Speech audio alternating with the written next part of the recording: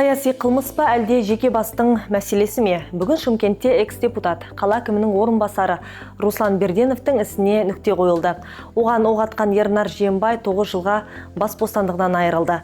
31 жастағы Жиенбайды адам өлтіру бабы және қылмысқа дайындалу және қылмысқа оқталу бабымен кінәлі деп тапты. 2 аптаға созылған сот процесі қалай өтті? Ең маңызды деген тұсы қандай? Соған тоқтала кетейін.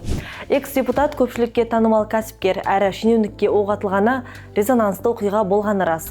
Ел алдында жүрген журналистер, блогерлер, қоғам белсенділері алғашқы күннен бастап Берденовтың кінәсі жоқ екенін айтып, посттар жаза бастады. Ал оның жарақат алып қанған болған денесінің суреттері барлық бақты шарлап кетті.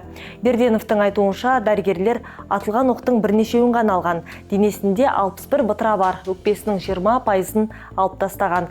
Соншалықты өміріне қауіп төндіретіндей Берденов не істеді? Жиенбай неге оқ атты? 31 жастағы қызметкердің айтуынша, ең басты себеп ар намысын қорлап, әйеліне тиіскені.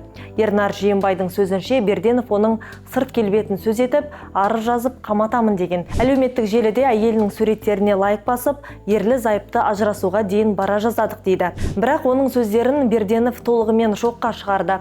Әйелін танымайтынын, көрмегенін, Ернар Жиенбаймен куәгерлердің көзінше тек кабинетте кездескенін айтты. Тіпті бұл маған ғана емес, барша мемлекеттік қызметтерге атылған оқ деген баға берді. Ісіме өкінемін деген Ернар Жиенбайды кешірмеймін деді сотта. Осылайша бүгін сот үкімімен күдікті 9 жылға бас бостандығынан айырылды. Бұл сот процесінің басты кейіпкері тек Берденов қана емес.